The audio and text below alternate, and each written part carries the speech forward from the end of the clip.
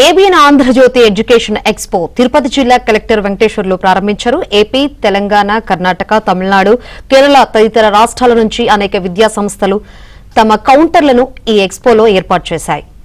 ఇంటర్కు ముందు, ఇంటర్ తర్వాత ఎటువంటి విద్యను అభ్యసిస్తే భవిష్యత్తు ఉంటుందనే విషయంపై అవగాహన కల్పిస్తారు.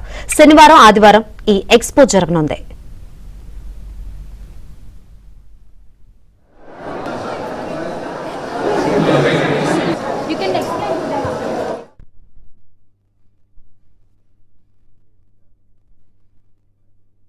మనకి ఏబిఎన్ ఆంధ్రజ్యోతి వాళ్ళు అదేవిధంగా ఐఆర్ఎంఎస్ వాళ్ళు కలిసికట్టుగా ఈరోజు తిరుపతి జిల్లాలో ఈ ఎడ్యూ ఎక్స్పోని మనకి పెట్టడం జరిగింది. దీంట్లో సుమారుగా 30 ప్రసిద్ధిగాంచిన ఇన్స్టిట్యూషన్స్ లైక్ ఎస్ఆర్ఎం కానీ, అదేవిధంగా MS Ramaiah from Bengaluru, IIT Madras, అదేవిధంగా మనకి కేరళ నుంచి కొన్ని ఇన్స్టిట్యూషన్స్, తమిళనాడు, కర్ణాటక నుంచి కూడా వివిధ రకాలైనటువంటి పెద్ద ఇన్స్టిట్యూషన్స్ కూడా ఇక్కడికి వాళ్ళ స్టాల్స్ పెట్టడం జరిగింది.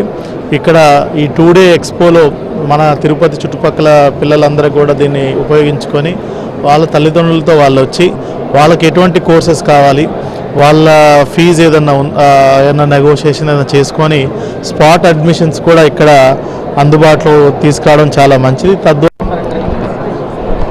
ఆంధ్రజ్యోతి నిర్వహిస్తున్న ఈ ఎడ్యుకేషన్ ఎక్స్పో ఈరోజు రేపు ఉంటుంది. విద్యార్థులందరూ ఈ సదవకాశాన్ని చక్కగా సద్వినియోగం చేసుకోవాలని ఏబిఎన్ ఆంధ్రజ్యోతి తరఫున కోరుతున్నాము. అలాగే ఆంధ్రజ్యోతి ఎప్పుడు సమాజ అభ్యున్నతికి తోడ్పడే పనులే చేస్తూ ఉంటుంది. గతంలో కూడా విద్యా జ్యోతి పేరుతో ఇలాంటి ఈవెంట్లు కండక్ట్ చేశాము.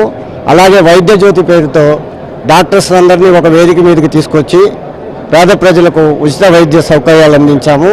అలాగే మా డైరెక్టర్ వేమూరి ఆదిత్య గారి ఆలోచనల మేరకు ఇటీవల అక్షరమే అండగా పరిష్కారం ఎజెండాగా ప్రోగ్రాము కండక్ట్ చేస్తూ కాలనీలో ఉన్న సమస్యలను గుర్తించి రోడ్లు అయితేమి, డ్రైన్స్ అయితేమి, ఇతరితర ప్రాబ్లమ్స్ను గుర్తించి వాటన్నిటిని ప్రభుత్వం దృష్టికి తీసుకెళ్లి ఆ సమస్యలను కూడా తీర్చడంలో ఆంధ్రజ్యోతి ముందంజలో ఉందని సగౌరవంగా తెలియజేస్తారు.